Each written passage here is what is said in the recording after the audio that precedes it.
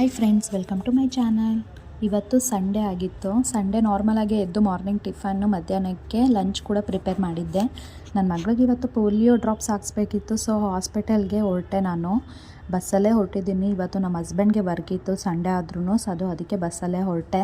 ಅಲ್ಲಿ ಹಾಸ್ಪಿಟಲ್ ಹತ್ರ ನಮ್ಮ ಅಪ್ಪ ಅಮ್ಮ ಅಣ್ಣ ಆಲ್ರೆಡಿ ವೆಯ್ಟ್ ಮಾಡ್ತಾಯಿದ್ರು. ನಾನು ಬಂದ ತಕ್ಷಣ ನನ್ನ ಮಗಳನ್ನ ಕರ್ಕೊಂಡೋಗಿ ನಮ್ಮ ಅಪ್ಪ ಫಸ್ಟ್ ಹಾಕ್ಸಿದ್ದೆ ಪೋಲಿಯೋ ಡ್ರಾಪ್ಸು. ಫಸ್ಟ್ ಹೋಗಿದ ತಕ್ಷಣವೇ ಕೂತ್ಕೊಬಿಟ್ಲು. ಸೊ ಕೂತ್ಕೊಂಡಿದ್ದ ತಕ್ಷಣ ಅವರು ಪೋಲಿಯೋ ಡ್ರಾಪ್ಸ್ ಹಾಕ್ಸಿದ್ರು.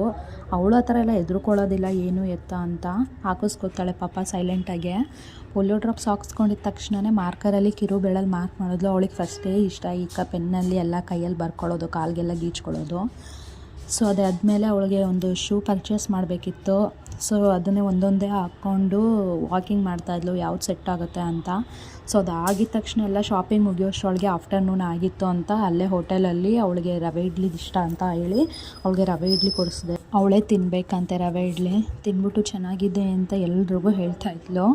ಅದಾದಮೇಲೆ ನಮ್ಮ ಬ್ರದರ್ ಏನೋ ವೀಡಿಯೋ ಮಾಡ್ತಿದ್ರು ಅಂತ ಅವನ ಹತ್ರನೇ ನೋಡ್ತಿದ್ಲು.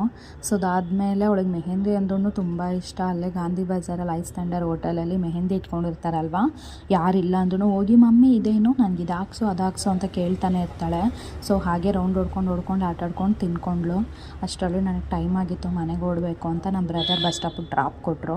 ಸೊ ಹಾಗೆ ಬಸ್ ಸ್ಟಾಪಲ್ಲಿ ಇಳ್ಕೊಂಡು ಬಸ್ ಹತ್ಕೊಂಡು ಮನೆಗೆ ಹೊರಟ್ವಿ. ಬಸ್ಸಲ್ಲೂ ಅಷ್ಟೇ ಸುಮ್ಮನೆ ಕೂತ್ಕೊಳ್ಳೋದೇ ಇಲ್ಲ. ಕಂಡಕ್ಟ್ರ್ ಹತ್ರ ಮಾತಾಡೋದು, ಡ್ರೈವರ್ ಹತ್ರ ಮಾತಾಡೋದು ಮಾಡ್ತಾ ಇರ್ತಾಳೆ. ಸೊ ಇವತ್ತಿನ ವ್ಲಾಗ್ ನಂದು ಹೀಗಿತ್ತು. ಇನ್ನೂ ಯಾರೆಲ್ಲ ನನ್ನ ಚಾನಲ್ನ ಸಬ್ಸ್ಕ್ರೈಬ್ ಮಾಡ್ಕೊಂಡಿಲ್ಲ, ಸಬ್ಸ್ಕ್ರೈಬ್ ಮಾಡ್ಕೊಳ್ಳಿ, ಶೇರ್ ಮಾಡಿ, ಕಮೆಂಟ್ ಮಾಡಿ, ಪ್ಲೀಸ್ ಒಂದು ಲೈಕ್ ಕೊಟ್ಟು ಹೋಗಿ. ಬಾಯ್.